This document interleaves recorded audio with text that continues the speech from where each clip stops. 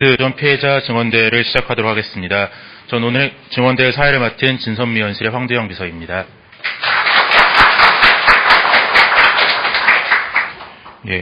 내일인 소개 앞서 오늘 가장 중요하신 분들이죠. 먼저 이 자리에 오늘 증언하시는 분들 외에도 많은 피해 생존자 그리고 실종자 유가족 여러분들이 나와 계신데요. 일단 앞에 나와서 잠시 인사 듣도록 하겠습니다.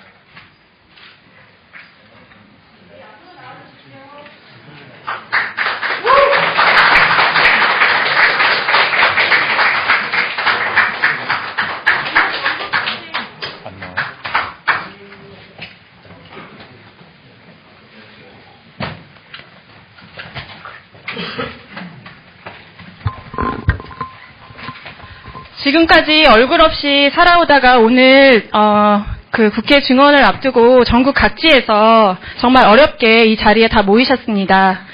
그 형제복지원 피해 생존자 모임의 공동대표인 한종선 대표에게 마이크를 넘기도록 하겠습니다. 네, 이걸로 하도록 하겠습니다. 예, 안녕하십니까. 형제복지원 사건을 국회 앞에서 1인 시위로 알릴 때가 엊그제 같은데 어느새 지금 2년이라는 세월이 넘었습니다. 지금 이 자리에 국회의원들이 이렇게 저희들을 이야기를 듣겠다고 자리를 마련해 주신 점에 대해서 진심으로 감사드립니다. 그러나 이 복지 사건에 대해서는 여야가 따로 없음에도 불구하고 여당 쪽에서는 지금 아무도 참석하지 않은 점에 대해서는 약간의 실망은 있습니다. 그러나 저희 피해 생존자들은 하나의 희망을 가지고 지금도 살아가고 있습니다.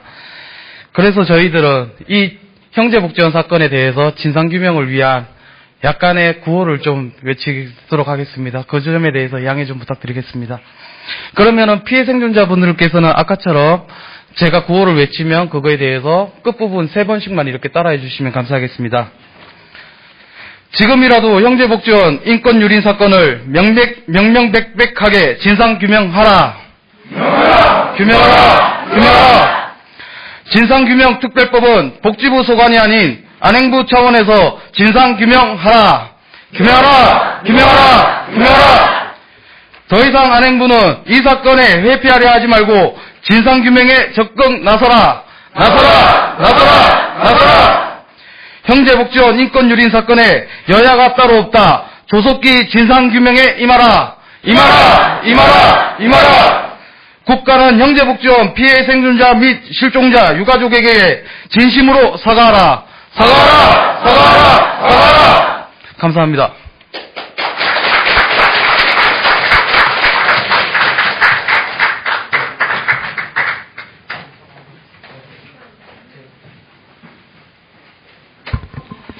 피해 생존자분들의 용기 다시 한번 큰 박수 부탁드리겠습니다.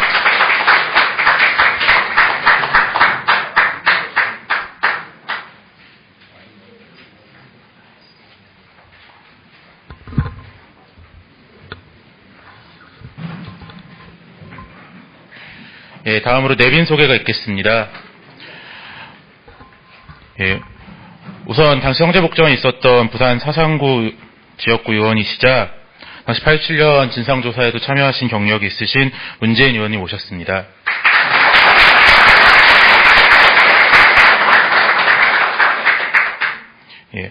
다음은 새정치민주연합 소속으로 안전행정위 간사를 맡고 계신 이찬열 간사님 오셨습니다.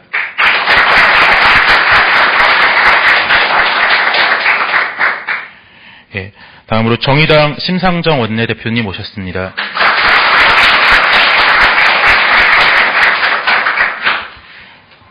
다음으로 새정치민주연합의 이하경 의원님 오셨습니다.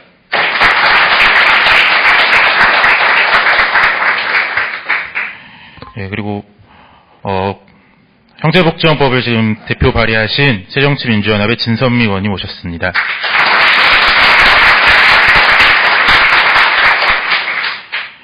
그리고 형제복지원 진상규명대책위원회 강경선 공동대표님 오셨습니다. 마찬가지로 대책위의 공동대표를 맡고 계신 전규찬 공동대표님 오셨습니다. 예, 그러면 진선미 의원님 모시고 인사 말씀 듣도록 하겠습니다.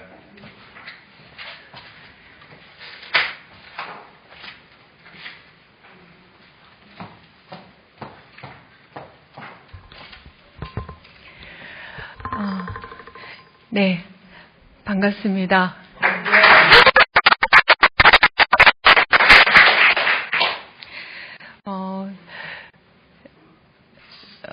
참.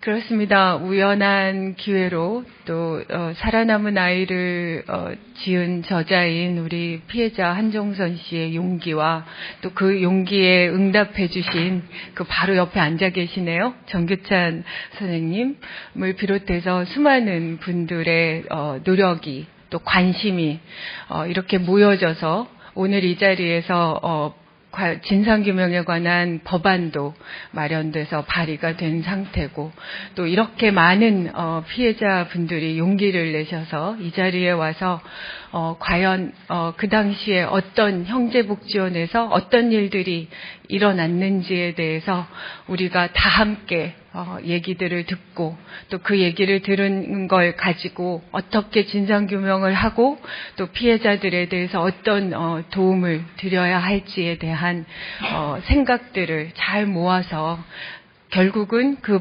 법안을 통과시켜서 마무리까지 잘 이뤄내야 되겠죠. 여러분들의 그런 용기 있는 그런 증언들이 이 사회의 수많은 사람들의 가슴에 전달이 돼서 그걸 통해서 우리가 인간의 권리 그리고 어떻게 함께 살아가야 되는지에 대한 그런 좀 더 전진적인 그런 생각들을 끌어내는데 큰 역할을 할 수 있기를 기대하고 할 수 있다고 확신합니다. 어쨌든 관심 가져주신 많은 분들 너무 감사드립니다. 고맙습니다.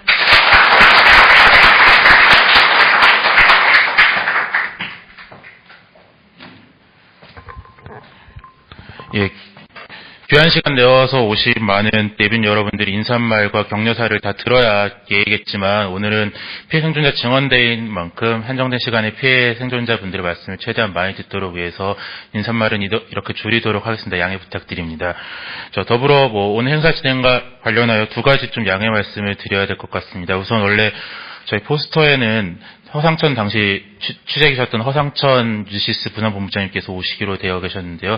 좀 사정상 급히 불참을 하시게 되어서 당시 사회적 상황, 정치적 상황에 대해서 여준민 대책위 사무국장님께서 증언해 주도록 하시겠습니다. 그리고 오늘 증언해 주시는 분들 중에 유가족이신 엄남현 선생님에 대해서는 방송 취재는 조금 방송 화면에 나가지 않도록 협조해 주셨으면 좋겠습니다. 예, 그러면 좀 좌석을 정돈하고 바로 증언대로 이어나가도록 하겠습니다. 예, 오늘 증언하실 분들은 예, 지금 새정치민주연합 의원총회가 급히 오늘 10시에 잡혀서 좀 의원님들께서 자리를 뜨실 수밖에 없는 거 그리고 나머지 분들이 좀 잘 이후에 전해 드실 거라고 생각하고요. 좀 양해 부탁드리겠습니다.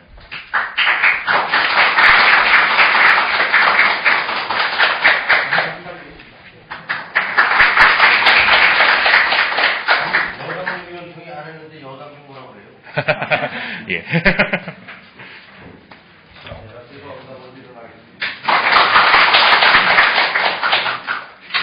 예, 오늘 증언하실 분들은 좀 앞에 나와서 좌석을 정돈해 주십시오.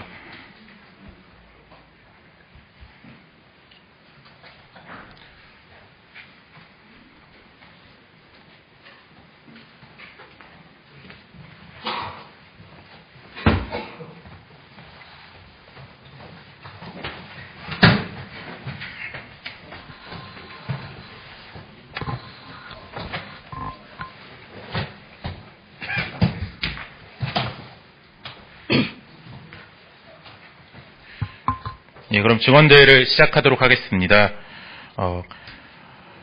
오늘 증언대회는 형제복지원에 수용되어 계셨던 피해자이신 김희곤 선생님, 최승우 선생님, 한종훈 선생님과 형제복지원 피해 사건으로 인해 사랑한 형제를 잃으신 엄남현 선생님의 말씀을 듣고 이후에 당시 사회적, 정치적 상황에 대해서 좀 정리하는 여준민 사무국장의 증언을 듣는 순으로 진행하도록 하겠습니다. 가장 먼저 증언을 해주실 김희곤 선생님께서는 70년부터 78년까지 형제 복지원에 계셨습니다. 먼저 김희곤 선생님께 증언 듣도록 하겠습니다. 선생님도 편하게 충분히 말씀하시면 됩니다. 감사합니다. 이렇게 자리를 만들어줘서. 저는 국민학교 4학년 때인 1970년도경에 잡혀가서 78년 3월 6일 날까지 있게 되었습니다.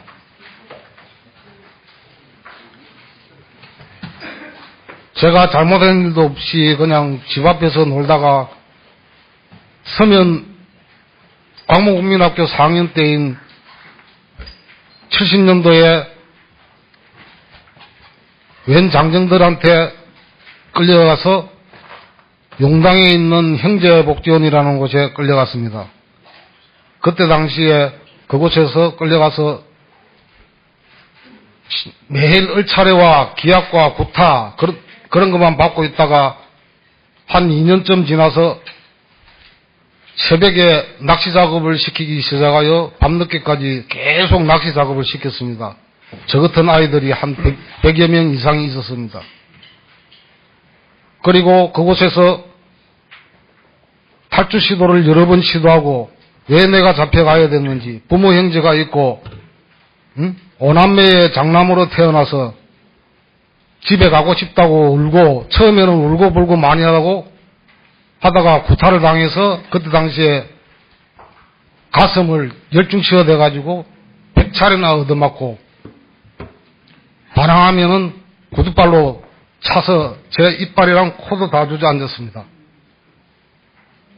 그래서 도망갈 생각도 하지 못하고 지내다가 낚시 작업을 근 한 2, 3년을 하고 어느 정도 성장을 해가지고 줄에 개척자로 2차 개척자로 제가 떠나게 됐습니다. 1차 개척자들이 23명의 경비대원들까지 해가지고 한 40명이 가고 2차로 제가 가서 거기서 이제 산을 깎고 삭과 꽃갱이, 단순하게 삭과 꽃갱이로 가지고만 산을 깎고 흑보로코를 찍고,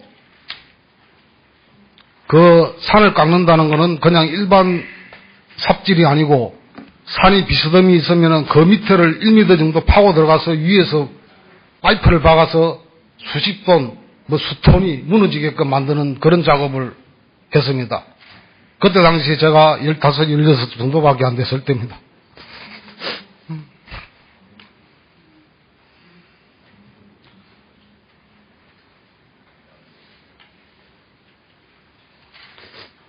그곳에서 흙이 무너지면은 튀어나오다가 삽자루나 꽃갱이를 놔놓고 나오면은 소대장이나 중대장들이, 소대장이 삽자루, 꽃갱이 자루를 챙겨 나오라고 하라고, 그러다가 그걸 가지러 들어가다가 깔리는 사건도 번번했습니다.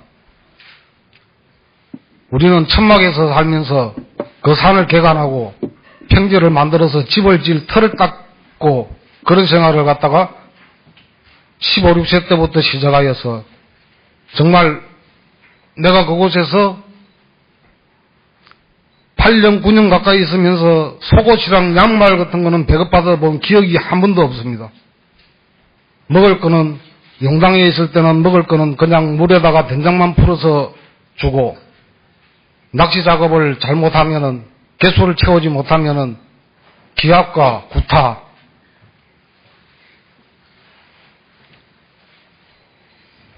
너무 지옥보다도 더 이 세상에 대한민국이라는 나라에서 그런 데가 있을 수가 있냐 할 정도로 내 삶 이런 거는 생각도 할 수 없고,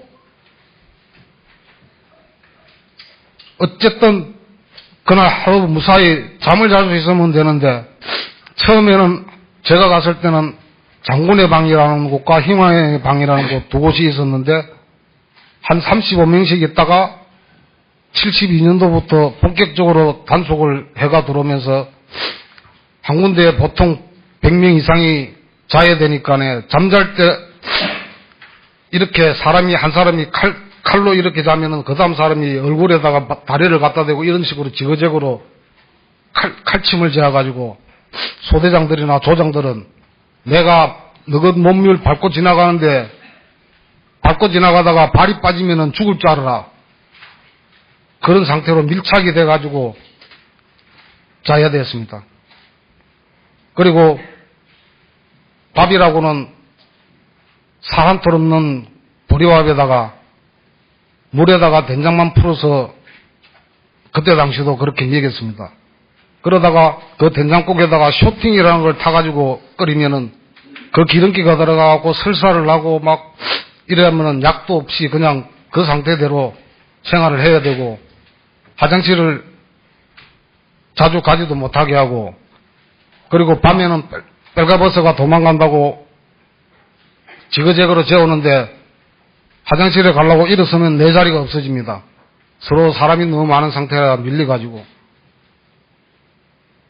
그리고 탈출하는 사람들이 대개 그 화장실이 옛날에 그 푸세식으로 돼가지고 통을 열었다 뺐다 하는데 그 변기 사이로 도망을 가다가 잡히면은 정말 죽지 않을 만큼 구타를 당하고 세수 세면대도 없습니다. 그 바로 앞에가 동명목재 수입해 오는 통나무재는 바닷가에 데려가서 세수를 시키고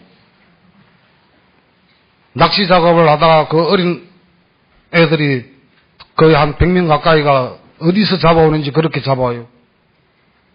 저는 틀림없이 부모도 있고 집도 있고 형제간도 있고 그런데도 저에 대한 이야기는 할 수가 없습니다. 제 신상 이야기를 하면 주먹이 먼저 날라오고 그러니 그냥 비겁자가 됩니다. 불의를 보고도 피해야 되고 지금까지도 그 삶이 계속 이어지고 현실 도피주의자가 되고 불의를 보면은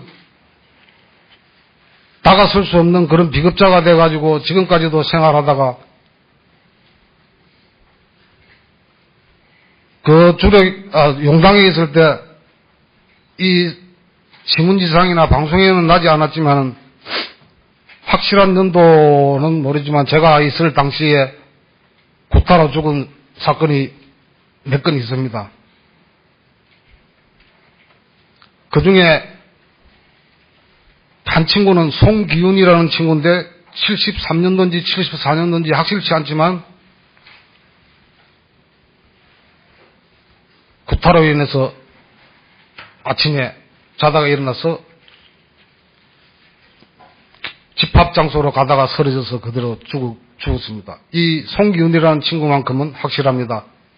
나머지는 이름을 모르기 때문에 그 송기훈이라는 친구는 장군의 방에 있었고 희망의 방에서는 부자지간에 끌려왔는데 그 아들이 밤새 구타를 당했는지 우리가 아침에 낚시 작업을 새벽에 나가게 됩니다.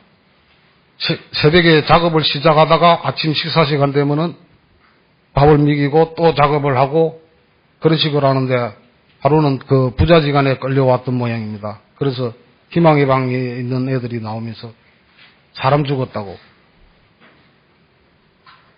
그래갖고 잠깐 문 여는 사이로 보니까 아버지라는 사람이 아들을 시체를 끌어안고 울고 있는 모습을 목격하게 됩니다.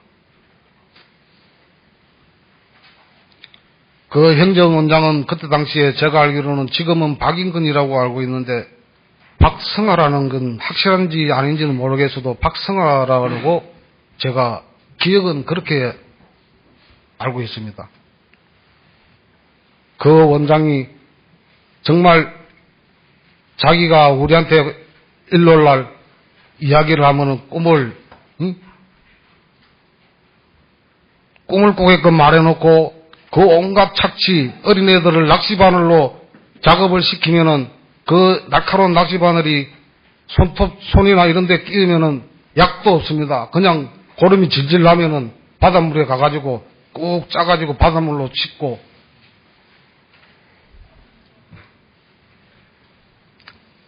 그곳에서 75년도 2차 개간하러 주례로 가게 됩니다.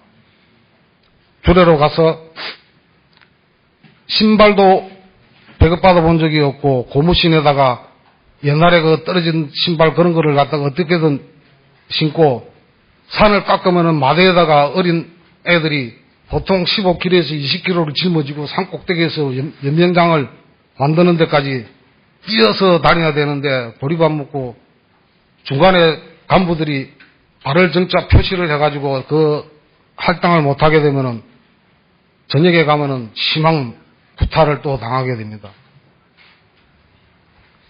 제가 있을 때는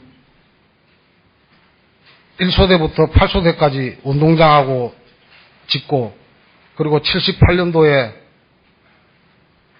저희 가족들이 찾아와서 제가 78년도 3월 6일 날 거기서 나오게 되는데 원장이 내가 돈 벌은 거라면서 42,000원을 저희 가족들한테 줍니다. 제가 어린 시절 청춘을 다 뺏기고 청소년기를 그곳에서 말살을 당했는데 돈 42,000원을 주면서 가라고 그럽니다. 이 원장은 우리가 돈벌이 대상입니다. 제가 집이 부암동이고 광무국민학교 4학년에 다니는 애라 그래도 차에서 태워가지고 말대꾸하고 그런다고 구타를 하고 그럴 때는 정말 내가 할 수 있는 일이 없었습니다. 코뼈가 빠지고 이빨이 깨지고 78년도 3월 6일 날 내가 거기서 나와서 집에를 형제복지원에서 5 정거장만 가면은 제 집인데 거기를 9년 10년이 걸렸습니다. 집에 갔더니 저희 아버지가 70년도에 돌아가셨어요. 저를 찾으러 전국 반박곡구를 다니다가 1년 반만 있으면 나를 볼 수 있는데 일찍 그 옆에 있는 데를 찾지를 못하고 화병으로 돌아가시고 저는 천하의 불효자식이 되어 가족들한테 별명도 없고 저 혼자서 평생 이렇게 떠들고 지금 내 나이 55에 가족 사랑 이런 거는 모릅니다. 왜 저 같은 이런 가슴 아픈 사연을 만들겠는지 국가 원망도 많이 하고 삐뚤어지 보려고도 했어요.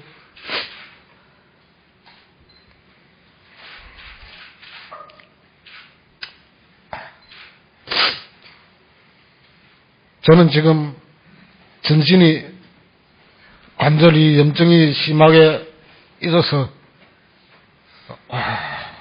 50살, 50살 될 때부터 기초생활 수급자가 되었습니다. 그전에는 국가의 도움을 받지 않으려고 그랬어요. 그런데 몸이 마비가 되고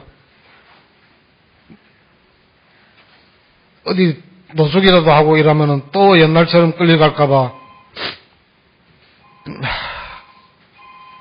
현재 복지원 사건은 제 나이 55, 앞으로 70, 제가 살아있는 한은 지워지지 않을 겁니다.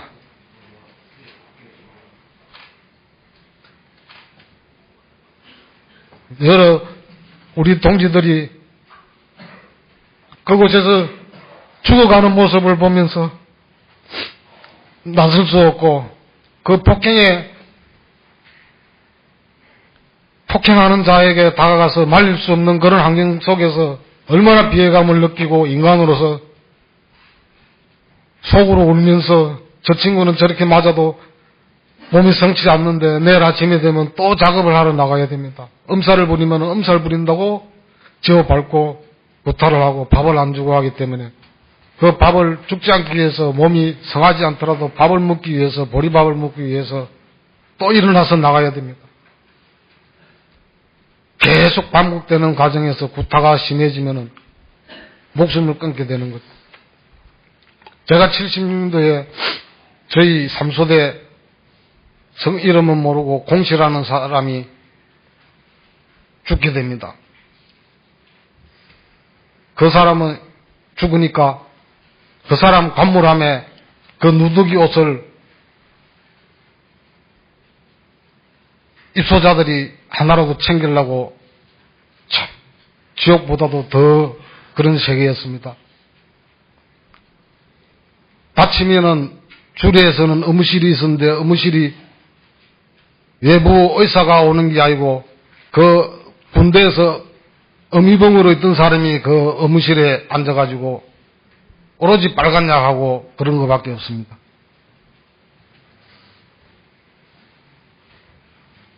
제가 70년도 초에 들어가서 78년도 3월 6일 날까지 나올 동안에 먹는 거, 입는 거, 가족이 있어도 갈 수 없고, 저는 그곳에서 나와서도 지금도 잊고 살려고 행정복지 사건을 잊고 살려고 현실 도피를 하고 잊어버리려고 했었는데 잊어버릴 수가 없고 계속 누구한테 이야기하면 또 그런 세계에 끌려갈까봐 피해 다니다가 얼마 전에 TV를 보고 행정복지원에 대한 우리 한종선 대표가 젊은 나이에 시위랑 그것이 알고 싶다에 나오는 거 보고 내가 이제 살면은 병드는 몸 살면 얼마나 더 살나 나도 힘을 보태야 되겠다 하는 마음으로 연락을 해서 이렇게 나오게 되고 지금도 제 심장이 떨리기 시작하고 수면제를 먹지 않으면 잠을 잘 수 없습니다. 원래 염증 관절의 통증이 밤마다 심해져서 잠을 못 자지만 요 근래는 형제복지원 사건이 자꾸 되살아나고 이제 저희 가족들 형제간들 제가 숨어서 지내다가 이렇게 TV에 나오고 방송에 나오게 된 사실을 알게 되면 연락을 할지 안 할지 저는 가족들에 대한 정도 없습니다. 어릴 때 헤어져 가지고 성장을 해 가지고 만나 가지고 저희 누이들 시집가고 저희 동생 둘이는 제가 태어나고 집에 형이라고 있었는지도 모를 어릴 나이에 저는 끌려갔기 때문에 그래서 행정한 정도 없고 홀로 이렇게 살아야 되고 앞으로도 이렇게 살 수밖에 없는 세상이 너무나 억울합니다.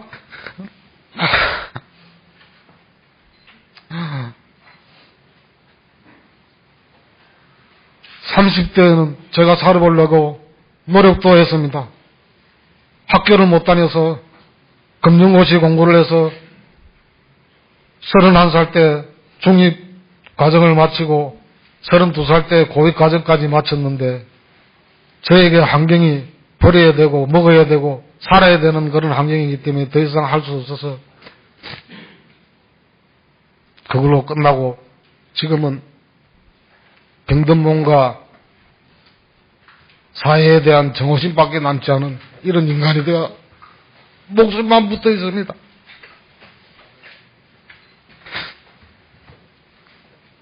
국가에 대한 이야기는 못 배워서 무식해서 할 수는 없지만 얼마 남지 않은 사람들 이제 다 어린 나이에 들어가가지고 나이들이 이제 40, 50, 60 됐는데 저희들에게 국가는 어떠한 보상을 있든지 책임을 지고 명예를 회복시켜주고 불황자가 아닙니다. 저는 국민학교 다니던 학생이었습니다.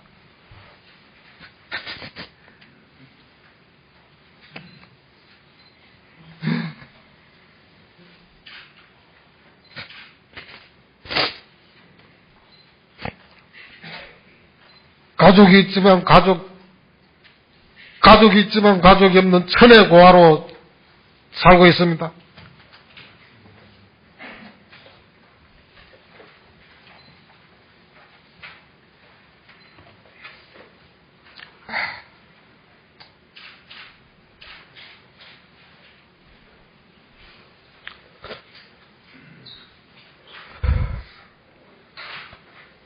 제가 이렇게 우리나라의 최고의 사법기관 국회에 와서 증언을 하고 할 수 있는 이런 자리를 마련해 주신 많은 분께 감사드리며 제 말은 여기서 끝내겠습니다.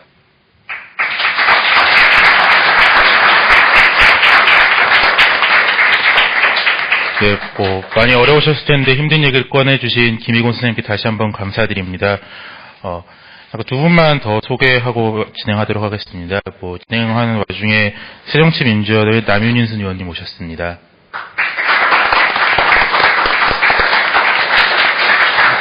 네, 통합진보당의 김재현 의원님 오셨습니다. 네, 그럼 증언대회를 다시 이어나가도록 하겠습니다. 이번에 증언해 주실 최승우 선생님께서는 82년부터 86년까지 형제복지원에 계셨습니다. 어린 나이에 들어가셨을 텐데, 그럼 최승우 선생님의 말씀 들어보도록 하겠습니다. 예, 안녕하십니까. 저는 82년도부터 86년도에 그곳에서 수용을 했던 최승우.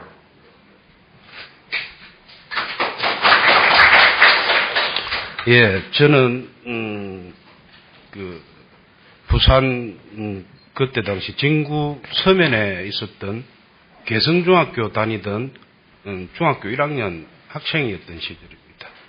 그 이전에는 제가 가족들이 조금 흩어져 있어서 할머니 밑에 자라고 있을 때 당시였는데, 그 당시 때는 제가 이 부모님들을 보고 저는 올바로 살아야 되겠다는 그런 마음에서 할머니 밑에서 중학교를 열심히 다니고 있을 때 그런 시절이 공부만 하고 그렇게 다니던 그때 당시 제가 학교를 마치고 집으로 가는 도중이었습니다.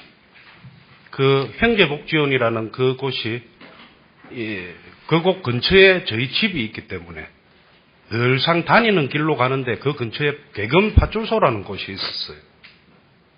가고 있는데 파출소 순경이 지나가는 저를 보고 너 어디 가니? 이리 와봐 하더만은 끄집고 들어가더라고요. 끌려 들어가서 거기서 가방을 검사당하고 그때 당시에 조금 못 살는 학생들한테는 급식을 줬습니다. 빵과 우유를. 그 빵과 우유를 가방에 넣고 집에 와서 먹으려고 했는데 그거를 훔쳤다고 파출소 순경들이 막 그런 혼을 내더라고요. 저는 그런 걸 훔치지 않았다. 그냥 학교에서 준 거다. 그랬지만 그 파출소 순경들은 막무가내였습니다. 그래서 조금 있다가 어디든지 전화를 하더만 형제복지원이라는 그런 차가 왔었어요. 사람들하고. 그분들하고 파출소 순경들하고 서로가 이야기를 하더만 저를 그때 당시에 부산 형제원으로 바로 데리고 갔습니다. 그날 이후로 저는 사람이 아니었습니다. 정말 진짜 지금 생각해도 가슴 어떻게 제가 그곳에서 그동안 그렇게 살았던지. 처음에 저는 신입소대 들어가서 너무 놀라가지고 학생 시절이었다 보니까 신입소대 들어가자마자 모든 옷까지 다 빨가벗겨졌어. 그곳에서 처음 들어가자마자 그 소대장이라는 사람한테 성추행을 당하고 이틀 동안 제가 몸이 안 좋아가지고 있었는데도 신입소대로 끌려가지고 그 신입소대에서 맞아 몸이 엉망인데도 두드리 패더라고. 그때 당시 저는 죽고 싶으면 그 어린 나이에도 저는 죽고 싶다는 마음밖에 안 들었습니다. 그 이후부터 삶은 진짜 사람이 아니었습니다. 사람같이 살고 싶었는데 제가 왜 사람이 아니라고 이렇게 이야기를 하겠습니까? 그 모든 그 안에 사항은 진짜 이루 말할 수 없는 진짜 인권유린 오만 악행들이 그곳에서 다 벌어졌어요. 들어가면 무조건 기합부터 주고 무조건 기합이 안 되면 몽둥이로 때려 패든지 아니면 조금 이쁘장하면 끌고 가서 성폭행을 하든지 오만 진짜 악행이 다 있었습니다. 그리고 제가 그쪽 생활을 하면서 형제복지원을 생활하면서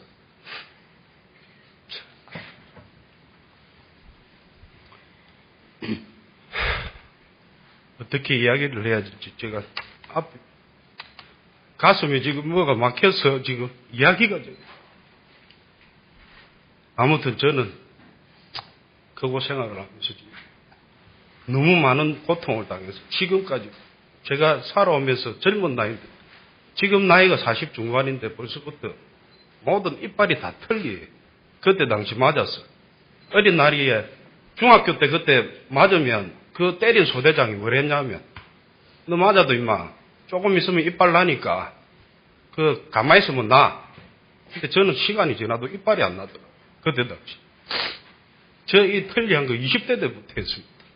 삶을 이렇게 살았어요. 제가 얼마나 많이 맞았냐면 온몸에 저는 다 디스크, 기압도 많이 받고 15년 동안 제가 이 젊은 나이에 30대 초반부터 제가 기초수급자로 지금 살고 있는 진짜 온몸이 다 아팠어요.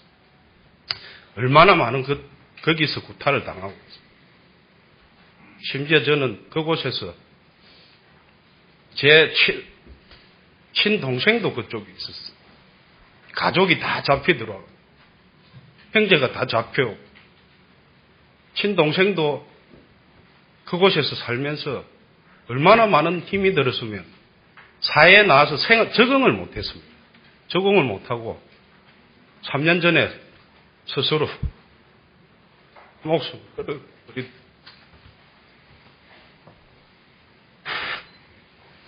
그것 황지복지원 그곳에 서 있었던 모든 그 악행들로 인해서 가족이 전부 다 뿔뿔이 흩어지고 가족이 죽고 이 많은 행제복지원에 계셨던 분들이 얼마나 피해가 많습니까? 저 역시도 이런데 진짜 거짓말하고 저는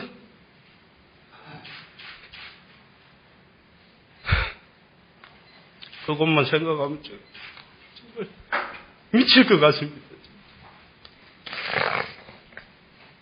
참 저는 그곳에서 한 가지 더 말씀드리고 싶어요. 그런 부분도 이제 정말 저는 개였습니다. 거기에 나오는 음식을 먹지도 못했는데 그 어린 나이에 먹으려 하는데 너무 냄새가 역겹고 그래서 오바이트가 나오는데 그거를 보고 중대장이라는 사람은 몽디로 들고 가가 때리더라. 먹어 새끼야.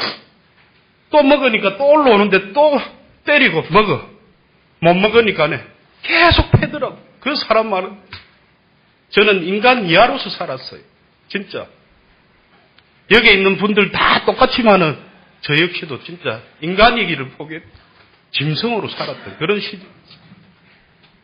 그리고 저희가 어린 나이에도 중학교 다니던 그런 나이 14살, 15살 때도 저희는 산에 올라가서 마다리를 지고 다녔습니다. 마대자루로 흙을 나르고 그러면서 그 위에 올라가면 그 앞전에 들어왔던 원생들이 그 오래 있었던 원생들이 그곳에 파묻어난 시체가 있다고 그 시체의 인이라 하면서 그 인 같은 거를 우리한테 줬어요. 그게 몸에 좋다면서 우리는 그런 것까지 먹었습니다. 참 인간 이하의 삶을 살았죠. 지금 제가 말씀드리고 싶은 거는 여기에 이 나오신 우리 피해자분들 더 많은 피해자들이 계실 겁니다. 그분들한테 다 하나하나 말씀을 들으셔가지고 다 그거를 아셔야 되겠지만 제가 이렇게 대표로서 정인으로서 이렇게 지금 말씀드리고 있는 겁니다. 제가 바라는 거는 다름이 아닙니다. 앞으로 이런 일을 전부 다 세상에 밝혀서 더 이상은 사회복지시설에 대한 이런 문제점이 없었으면 하는 바입니다. 저희가 이렇게 동참하여 이렇게 행제복지원을 밝히자는 이유는 앞으로 우리가 커갈 수 있는 어린 애들, 그런 애들을 볼 때는 두 번 다시 우리가 이런 일이 없어야 안 되겠습니까? 그러기를 바라는 마음에서 제가 지금 정인을 서고 있습니다. 다른 할 말도 많지만은 저도 못 배운지라고 더 이상 말씀드릴 것이 없어서 저는 이상 마치도록 하겠습니다.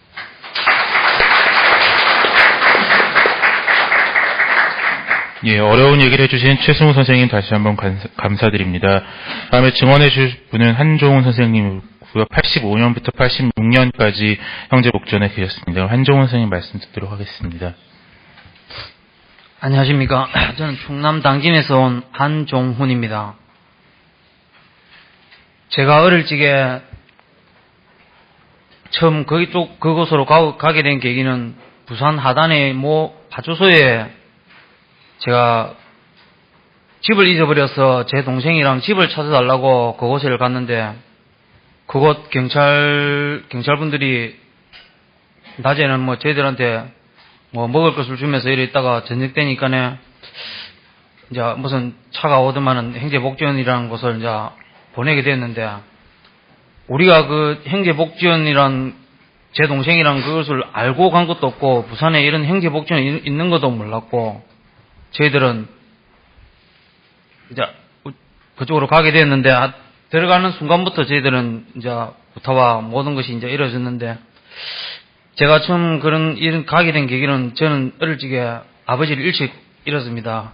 그래가지고 삼남매와 어머니랑 오손도손하게 살게 되지만 집이 좀 가난해서 이사를 자주 다니다 보니 제가 그때 당시 13살인가 그랬는데 동생이랑 놀다가 새로 이사간 집을 잊어버렸습니다. 그래가지고 파주소 가서 우리 집을 좀 찾아달라고 하니 그 파주소 순경이 집을 찾아줄 테니 기다리라 이래 해놓고 저희들 거기다가 낮에 먹고 주고 저녁에 그쪽으로 옮겼는데 제가 그 철문을 들어가는 순간부터는 저는 사람이 아니었습니다. 제 동생이랑 그 어린 나이에 그 신입소대라는 데를 들어갔을 적에 같이 온 이제 나이 많은 이제 성인들이 부타를 이래 하는 걸 보고 저희들은 겁이 나서 그 침대 밑에 숨었어요. 제 동생이랑 둘이나 숨었는데 나중에 이래 한 사람 이제 뭐 몽둥이를 하고 기합을 하고 이래 하면서 이제 하고 난 다음에 저희들한테 노래가지고 너희 집 어디냐? 집은 부산 사상이다. 뭐 이렇게 이야기를 했는데도 저희들한테 그거에 대한 자세한 묻지도 않고 일단은 저희들을 때리더라고요. 나보고 그 어린 나이인데 나보고도 정가가 몇 개냐 그러길래 저는 정가란 게 그때 당시는 정가가 뭔지도 몰랐고 그냥 2개라 했습니다. 정가가 왜 2개냐 그러길래 제가 학교 다닐 적에 동화전가 표준전가 2개를 가지고 있었어요. 지금 말로 하면 우습지만은 그때 당시 나는 그 정가가 2개라니까 그걸 말하는 순간 제 머리에 바로 몽둥이가 날라버렸어요. 그냥 그래 기절해버렸어요. 제가 그 자리에서 그냥. 그 순간부터 제가 맞는데 제가 뭐 어떻게 할 말도 없고 거기 안에서는 정말 없었는데 그 이제 제가 거기 가게 됐지만은 파주소에서 거기 보내게 된 것도 있지만은 저희 어머니께서 이제 여기 계신 모든 분들 만약에 하루아침에 자식이 둘이 없다 하면은 3남매가 살고 있는데 자식 둘이가 없다 하면은 어떻게 하시겠습니까? 부산 곳곳을 다 찾아서라도 자식을 찾아야 되지 않겠습니까? 하루아침에 자식이 없어졌는데. 그래, 저희들은 거기 들어간 지 몇 개월이 됐는데도 어머니가 안 찾으러 오니까 우리는 찾을 방법도 없습니다. 그러니까. 일단 파주소에서, 그때 당시 파주소에서는 자기들 무슨, 실적 때문에, 뭐 때문인지 무조건 걸로 다 보내서 부모를 찾아달래. 우리는 집을 찾아달랬지. 행지복지원을 보내달라고 한 적도 없고, 말한 적도 없고, 그런 것도 알지도 못했는데, 보내가 저희 어머니께서는 저희를 찾으려고 무던히도 노력 많이 하셨습니다. 그래가지고, 사람들을 입을 통해가지고 이래 이야기를 들어보니, 형제복지원이라는 데 가면은 그곳에는 애들이 많다. 그러니까 그곳에 가면은 애들을 찾을 수 있을 거다. 그래, 저희 어머니께서 무작정 형제복지원 가면은 이래 큰 철문이 있어요. 그 앞에서 제 이름을 불렀답니다. 정훈아, 야, 안 있으면 대답 좀 해줘봐라. 이러면서. 그러니까 그 경비들이 아무도 안 쳐다봤답니다. 그러니까. 저희 어머니가 바닥에 앉아서 저와 제 동생을 부르면서 정훈아, 너희들 여기 있으면 대답 한 번 좀 해줘봐라. 엄마가 너희들 찾으러 왔는데 왜 너희들은 여기 대답도 안 하고 이 안에 있느냐. 그래가지고 저희 어머니께서 경비들한테 우리 아들 여기 있는 것 같은데 좀 알아달라 하니까 경비들이 하는 말이 모른다. 그런 사람 여기 없다. 자세히 알아보고 온나.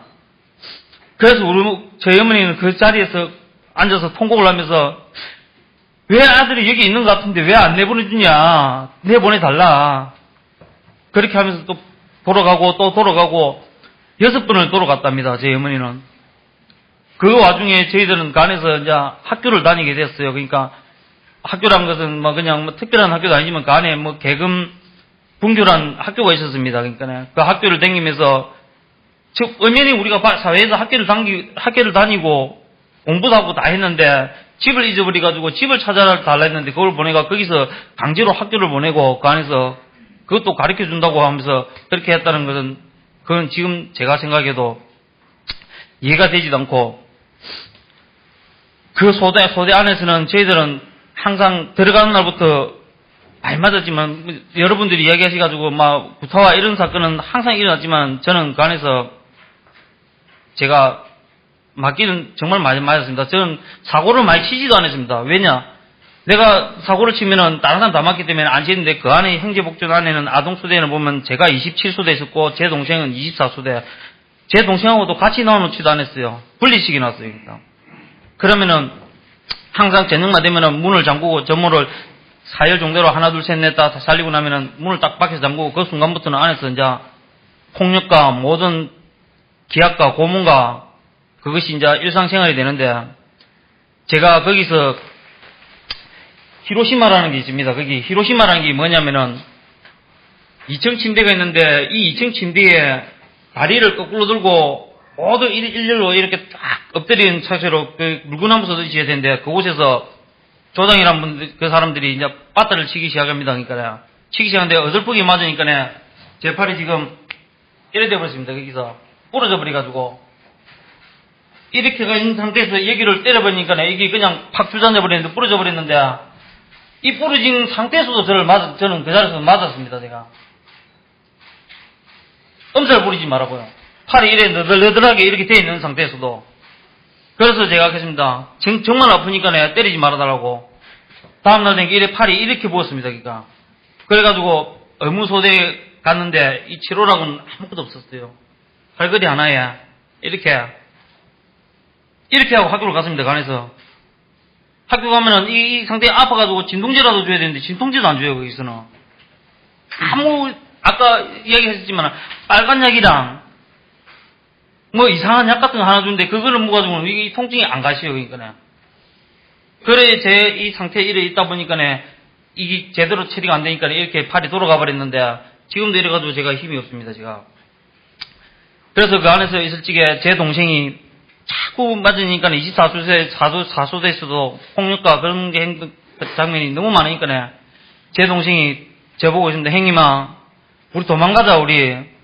집에 가자, 우리. 왜 집에 있는데 왜 여기 있어야 되냐, 우리가. 형님아, 정말 진짜 도망가자. 우리 맞아 죽는 안 있어도 도망을 한번 가보자. 저는 솔직히 자신이 없었습니다. 도망가다가 맞아 죽은 아동들도 있는 거를 제가 눈으로 보지는 못했는데 들었기 때문에요. 가다 잡히면은 저 역시도 집에 가고 싶은 그 신락 같은 희망도 버려야 되니까요. 그 순간 저는 조금만 참으라. 아마 엄마가 찾으러 올 거다 우리한테. 찾으러 오면 그때 우리가 나가자. 그렇게 하여서 그곳에서 폭력과 이런 모든 구타행위는 여러분들 많이 얘기하고 뭐 언론이나 매스컴에서 자꾸 했기 때문에 다 아는 사건이기 때문에 뭐 제가 이야기 안 해도 다 아시겠지만은 그곳에서 그 제 동생이 나온 이후로 저 역시도 그러니까 배우지는 못했습니다. 제 동생도 똑같고 나왔지만은 제 동생 역시는 이 사회생활을 적응을 잘 못했습니다.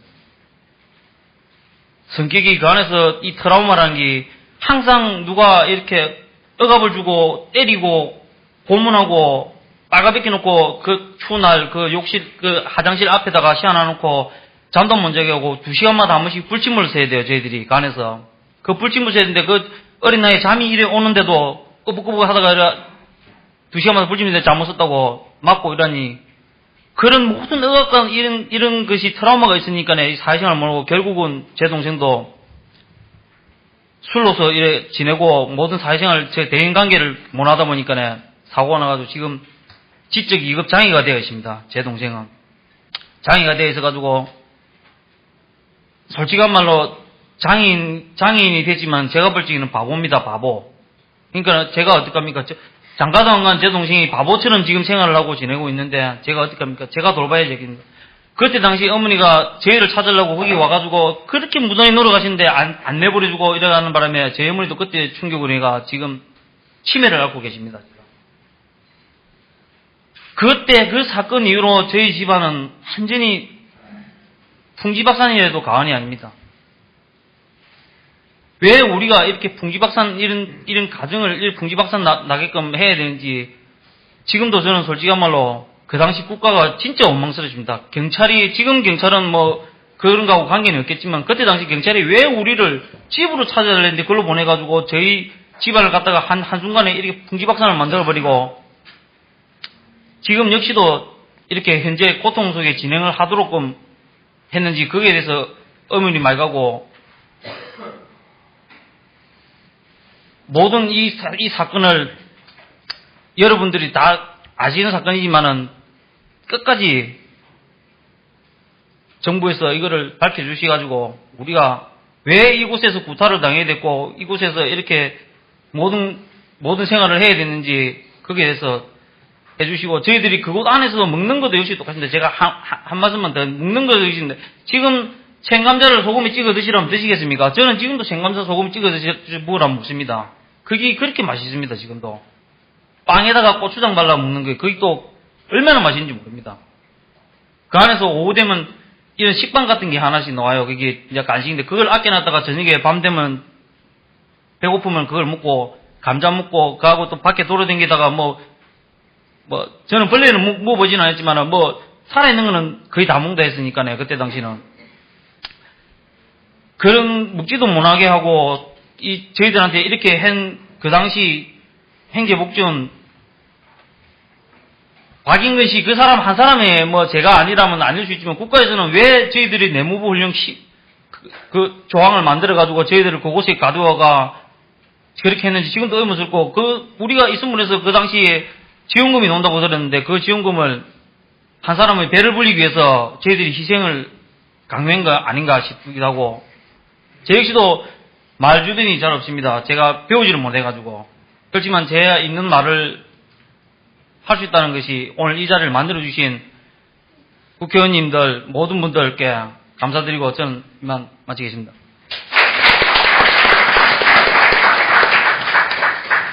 예.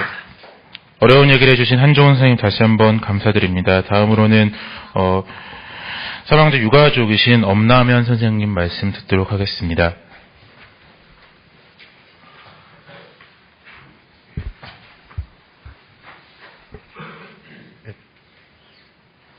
안녕하십니까. 저는 형제복지원 엄남현 선생님은 방송 촬영은 좀 할 수 없는 걸 양해해 주시기 바랍니다. 예.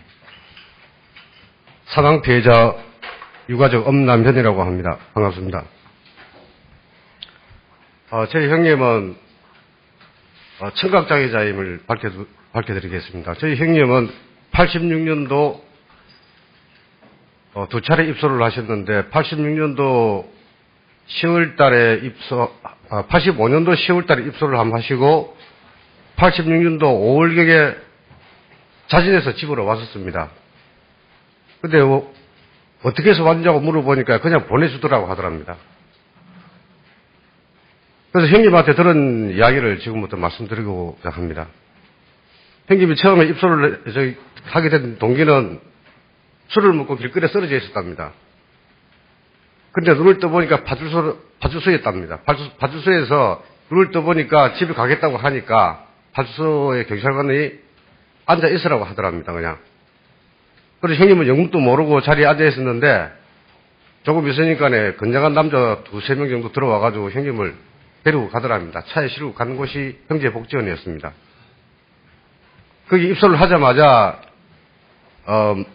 모진 구타를 당하고 강제노역을 그 다음날부터 시키더랍니다. 그래서 형님은 시키는 대로만 하고 어떻게 했는지 집으로 오게 된 동기는 그냥 거기서 가라고 하더랍니다. 그동안에 거기서 강제노역을 많이 했다고 합니다. 그래서 집에 왔을 때 보니까 형님은 상당히 건강하신 분이고 체격도 좋고 살도 많이 찌신 분인데 지금 집에 오셨을 때의 모습은 거의 피골이 상접해 있는 그야말로 해골밖에 안 남은 그런 모습이었습니다. 근데 그 과정에서 저희들이 형님을 찾으러 형제복지원을 갔었습니다. 근데 형제복지원에 가니까 그 경비가 요원에 있는 그런 소위 말하면 경비실, 예, 경비실 같은 데서 제가 형님 이름을 대고 찾으니까 그런 사람이 없다고 했습니다. 있는지 없는지 어떻게 아느냐. 사무실에 확인해서 좀 확인 좀 해달라 하니까 그런 사람은 여기 없으니까 오지도 말고 아예 저하고는 상대를 해주지 않았습니다. 저는 3번 내지 4번 정도 제가 형님을 찾으러 간 걸로 기억을 하고 있는데 갈 때마다 똑같은 대답이었습니다. 그래서 형님을 못 찾고 다시 되돌아왔는데 두 번째 입소를 했을 때는 86년 7월 29일이었습니다. 7월 29일 입소를 하셨는데 8월 1일 날 가신 지 3일 만에 부산시립병원에서 형님 시신을 확인하라고는 전화가 왔었습니다. 제 집으로. 그래서 병원으로 가서 형님 시신을 확인을 하니까 형님이 맞았습니다. 그 안치소에 냉동고에 보관되어 있었는데 제가 형님 시신을 확인을 하기 위해서 그 안치실에 있는 그 직원이 냉동고를 이렇게 열어주는데 흰 천으로 덮여 있었습니다. 근데 그 흰 천을 제가 얼굴을 들춰보니까 형님이 얼굴이 많이 부은 상태에서 제 형님이 틀림이 없었습니다. 근데 얼굴에 보니까 심한 멍자국이 너무 많았습니다. 그래서 제가 직감적으로 형님은 맞았구나 하는 생각으로 그 흰 천을 갖다 전부 다 들춰봤더만 온몸에 피멍이 다 들어있었습니다. 그 피멍을 보고 분명히 이건 형님이 맞아서 돌아가신 거구나.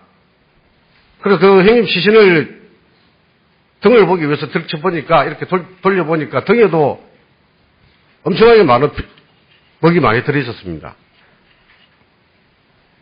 그 피멍은 제가 볼 때는 누가 봐도 이거는 맞아서 죽은 거지 형제복지원에서 말하는 심경쇠약으로 돌아가신 거하고는 거리가 먼 사망사건이었습니다. 근데 그 옆에 형제복지원 직원이 하나 있었는데 어떻게 된 상황이냐, 도대체 어떻게 된 거냐, 왜 돌아가셨느냐, 자기는 모른답니다. 그냥 이렇게 데리고 가라고 해서 윗사람이 데리고 가라 해서 시립병원으로 데리고 왔다. 그리고 그 사람 사라져 버렸습니다. 여기까지가 제가 형님 시신을 확인한 그 마지막 형님을 본 모습이었습니다. 근데 저는 부모님이 시신을 확인을 못하게 했습니다. 너무 비참하기 때문에. 또 제가 너무 억울해서 형님을 부금을 한번 펴보자 했더만 아버님이 말리시더라고요. 자식 2분 죽이는 거라고. 그래서 그러면 아버지, 이게 형님이 돌아가신 게 맞아서 돌아가신 건 틀림없는데 그럼 이거를 아버지 수사를 어디를 하든지 어떻게 해서든지 간에 원인을 밝혀야 되지 않겠습니까? 아버님이 하시는 말씀이 필요 없다 하시더라고요. 안 된다 하시더라고요. 제가 그 당시 때 나이가 28이었습니다. 근데 제가 그 당시 때 아버님한테서 받았던 느낌은 왜 아버지가 이걸 하지 못하게 할까? 저는 아버님한테 많이 반항도 많이 했었습니다. 형님이 이렇게 억울하게 돌아가셨는데 왜 아버지는 아무런 조치를 취하지 않으시느냐. 집안 아시는 분들도 계시고 또 아버님은 사회적으로 조금 위치에 계시는 분인데 왜 하시지 못하시느냐. 아버지 말씀을 안 하시더라고요. 근데 제가 나이가 조금 더 들고 나중에 보니까 아버님이 그렇게 못하실 만한 이유가 있더라고요. 이거는. 86 아시안게임 88 올림픽 때문에 사회정화운동 복지사회국가 건설, 뭐 사회 정화를 한다 합시고 그런 이름 하에서 불량아라든지 또는 깡패라든지 이런 사람들을 몽땅 잡아다가 같은 데가 삼성교육대하고 형제복지원이더라고요. 그러면은 대한민국 어느 누구가 불량아라고 설사 칩시다. 대한민국 어느 누구가 불량아를 갖다가 수용소에 감금할 수 있는 그런 자격이나 권리가 있는 사람이 어디 있습니까? 그게 대통령이라고 가능하겠습니까? 어떻게 이런 인권 유린이 국가에서 자행을 하고 있는지 저는 이해할 수가 없었습니다. 아버님 하셨던 말씀이 저는 기억이 납니다. 아무리 해봐야 소용없다. 할 필요가 없다. 국가에서 부산시에다가 권한을 위임을 하고 박인근이라는 사람은 온갖 악행을 저질러도 그걸 감시 감독해야 될 부산시에서는 눈 감아버리고 부산시의 비호하에서 사람이 수백 명이 죽어나간 상황에서 수사기관에서는 수사 한번 하지는 안 하고 오히려 수사하시던 그 검사분이 사건을 도로 받지를 못할 정도가 돼버렸으니까 이거는 국가 권력이 개입한 국민에 대한 학살입니다. 500명이 넘게 죽은 이 사건을 그동안에 많은 정권들이 바뀌어왔지만 어떤 정권에서도 이 사건을 조사해 본 적이 없었지 않습니까? 지금 다행스럽게 이 시대에 이 피해자분들께서 정말 용감하게 나서셔가지고 이들의 부르짖음을 정부에서 들으셔야만 합니다. 저는 제 형님이 너무나도 억울하게 돌아가셨기 때문에 제가 너무나도 그 당시 때 나이가 어렸고 제가 해볼 수 있는 능력이 없었기 때문에 형님을 지켜드리지 못했던 그 마음이 지금까지도 저는 형님 제사 때만 되면 눈물 흘리고 펑펑 울고 있습니다. 부모님도 그렇고요. 왜 거기서 억울하게 맞아서 돌아가셔야 되는지, 저희 형님이 뭘 잘못했는지, 거기 입사하신 분들이 왜 뭘 잘못해서 거기 입소를 하게 되는 건지, 설사 잘못했다고 하면 법적으로 처벌하면 되는 것이지, 거기에 강제로 구금할 수 있는 사람은 아무도 없습니다, 대한민국에. 이게 법치국가입니까? 대한민국이란 법치국가에서 이런 만행이, 이런 학살이 자행되고 있었습니다.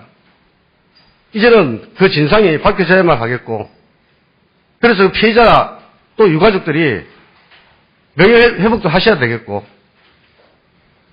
진상규명이 돼서 진실이 밝혀지면은 피해자분들에게 보상도 되어야만 마땅한 줄로 믿습니다. 저희 피해자들은 지금에 와서 얼마나 힘들고 어려운 상황에서 살아가고 계십니까? 불구가 되고 정신적인 트라우마 때문에 정상적인 생활을 영위하기도 어려운 분들도 많이 계십니다. 도와주십시오. 이상입니다.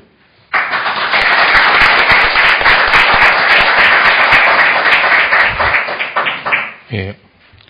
힘든 이야기를 해주신 엄나영 선생님께 다시 한번 감사드립니다. 제가 한 분 소개하고 진행하도록 하겠습니다. 진행하는 와중에 새정치민주연합 유은혜 의원님 오셨습니다.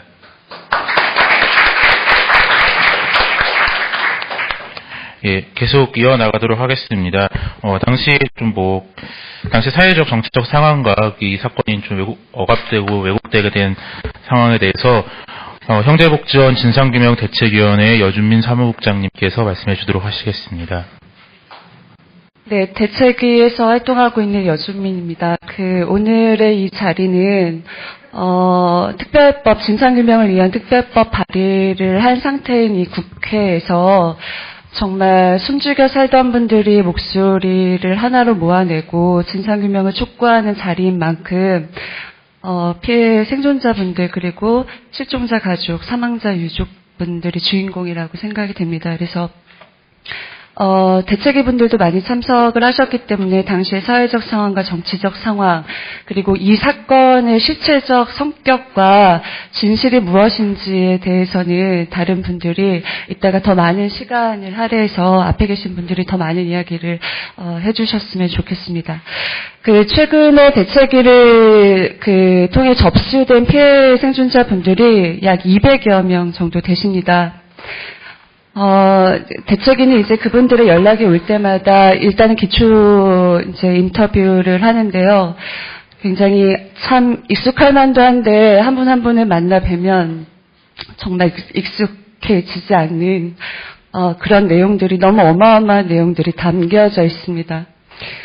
그리고 참 알면 알수록 이해가 되었는데 이해가 되지 않는 이 모순된 상황이 과연 무엇을 의미하는가, 그것은 진상규명이 되지 않았고, 좀 전에 말씀해 주신 것들처럼 왜 도대체, 내가 왜, 무엇 때문에 그곳에 갇혀서 인권유린을 당하고 학살을 당해야 하는가, 아마 이제 그런 것들이 풀리지 않았기 때문에 계속해서 이 모순된 상황들이 가슴을 너무나 아프게 하는 것 같습니다. 당시의 외압과 관련된 상황들은 김용원 당시 수사검사님도 브레이크 없는 벤츠라고 하는 책을 통해서 언급하신 적이 있고, 최근에는 당시 수사계장님이 또 연락을 주셨습니다. 그분은 어떤 이야기를 하시냐면, 이거는 정말 전방위적으로 박인근 씨를 비호하는 상황들이 있었는데, 청와대에서까지 연락이 왔다는 이야기를 합니다. 수사 당시에. 당시에 비서실장은 박영수 부산 전 시장이었죠. 그 사람 바로 밑에 있는 법무비서관이 있었는데 그 법무비서관이 직접적으로 울산시청장에게 전화를 걸어서 도대체 뭐 하는 짓이냐, 빨리 그만둬라 라고 하는 이야기를 합니다. 김용원 검사의 책에서도 드러나지만 수사를 하는 내내 외압을 당합니다. 그래서 김용원 검사가 머리를 쓰신 거죠. 그래서 이런 정치적 외압이 있을 때 어떤 방식이냐면 언론에 흘리는 겁니다. 그래서 일단은 수사의 어떤 내용들이 나오기 전에 언론이 먼저 치고 나가게 하는 거였는데 그런 작전을 하신 거죠. 그래서 당시에 굉장히 많은, 저희가 그 당시에 언론 스크랩을 한 게 100페이지가 넘습니다. 그 사건에 대해서. 한국 사회의 가장 큰 이슈가 됐던 한두 달 동안은 계속 그랬었죠. 당시에 그리고 허상천 기자님 오늘 나오셔야 하는 분인데 허상천 기자님과 이용호 기자님이 계십니다. 이 두 분이 굉장히 적극적으로 취재를 하셨고 이용호 기자님은 최근에 삼성젠이라고 하는 책을 내면서 한 챕터로 형제복지원 사건 당시의 상황들을 너무나 아주 극명하게 묘사하고 계십니다. 의료계, 제약회사의 유착 관계를 비롯해서 아주 그냥 굉장히 다양한 사람들이 얽히고 설켜 있는 침묵의 카르텔에 대해서 언급을 하고 있고요. 그리고 부산국제신문의 성병두 기자라는 분은 90년도에 경남 그때 그 시절이라고 하는 책을 통해서 또 형제복지원 챕터를 하나 다룹니다. 이 사람도 역시 부산시가 얼마나 이렇게 이제 수사 당시에 관계했는지 외압을 행사하면서 사건의 모든 진실들을 가리게 했는지 명백하게 기록하고 있습니다. 그런 과거의 기록들, 당시에 어떤 역할을 했던 분들의 기록들이 남아서 저희가 당시의 시대적 상황과 정치적 외압들을 해석할 수 있는 거고요. 또 언론 기사들을 보면 이제 신민당이 당시에 진상조사단을 구성을 하죠. 그런데 안타깝게도 1차 조사 보고서밖에 없습니다. 2차를 실시하지 않았습니다. 그래서 얼마 전에 이제 당시 단장이었던 문정수 전 의원을 만나서 왜 2차 보고서 혹은 결과 보고서가 없느냐 그랬더니 언론에서 너무 대서특필했고 박인근 씨는 구속이 됐고 그러니 모든 것이 잘 풀리는 것 같았다. 그래서 다 해결되는 것 같으니 조사는 이 정도에서 그쳐도 될 거라는 판단이 들었다. 그런데 현재 다시 이런 이야기들이 나오는 것들을 보면서 하나도 해결된 것이 없구나. 그때 정확하게 매듭짓지 못하고 의원으로서 진상규명을 하지 못한 거에 대해서 송구하고 책임감을 느낀다라고 얘기를 했습니다. 그 언론을 보니까 시민당이 조사를 할 때요, 내무부 장관이 부산시장을 부릅니다. 불러서 신민당이라고 하는 일개 야당이 조사를 한다고 하는데 니들이 거기에 왜 가 있냐? 그 사람들이 부른다고 부산시장이 거기에 쪼르르 따라가? 라고 하면서 호통을 쳤다는 기사도 나옵니다. 청와대도 언급이 됐고 검찰도 언급이 됐고 부산시장도 언급이 됐고 내무부 장관도 언급이 됐습니다. 엄남현 선생님께서 좀 전에 왜 형님이 돌아가셨는데 제가 알기로는 엄남현 선생님은 부산시에서 정말 알아주는 재력가시기도 하고요. 굉장히 그 정관계 쪽으로 친인척들이 굉장히 많다고 하십니다.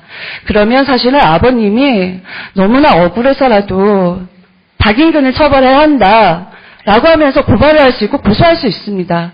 근데 하지 않으셨죠. 왜냐하면 이건 국가가 하는 일이었기 때문입니다. 최근에 제가 부산에 내려가서 한 10분의 피해자분들을 만난 적이 있는데 이분들은 70년대부터 80년대까지 정말 너무나 오랜 시간 형제복지원에 계셨던 분들이세요. 지금은 다들 학력 위조를 해서 사회적 지위를 갖고 계시다고 얘기하셨습니다. 배우지 못한 게 가장 한이 되고 지금 가족도 꾸리고 사회적 지위도 갖고 있는데 노출하는 게 그닥 쉬운 게 아니다. 하지만 책이라도 쓰고 싶다. 내가 갖고 있는 이 이야기들을 사람들이 알았으면 좋겠다. 지금까지 아무에게도 얘기하지 못했다. 그런데 이런 상황이 됐으니 용기 있게 나서서 활동하지는 못하지만 내가 어떤 방식으로 활동을 할 수 있겠느냐. 함께 힘을 보태고 싶다. 정말 보상을 바라는 게 아니다. 배상을 바라는 게 아니다. 진상이 규명되어야 된다. 왜 가족과 떨어져서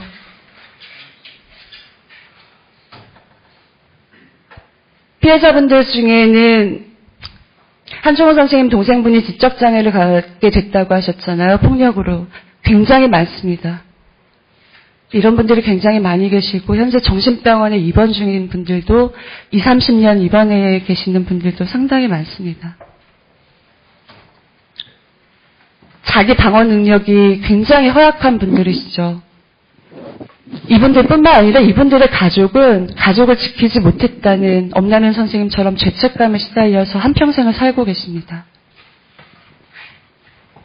최근에 만난 그 부산 피해자분은 박인근 씨의 운전기사셨더라고요. 그런데 박인근 씨가 굉장히 돈이 많은 사람이었잖아요. 그런데 고급 승용차를 몰고 다니지 않았다고 합니다. 박인근 씨는 언제나 잠바를 입고 다녔고 형제복지원 그 트럭 있죠. 그 차만을 타고 다녔답니다. 이유가 뭔지 아세요? 그 차는 속도 위반을 하거나 교통 위반을 하거나 무단 주차를 하거나 아무에게도 걸리지 않았다고 합니다.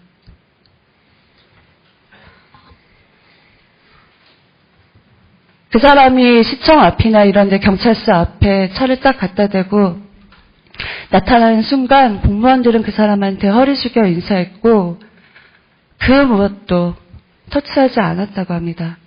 이거는 박인근 자체가 권력이었고 수용소 정책 자체가 국가에 의해서 벌어진, 그러니까 부산시나 국가가 관리 감독의 책임이 있는 게 아니고요. 국가에 의해서 자행된 너무나 어처구니 없는, 어이없는 사건이라는 것입니다. 네.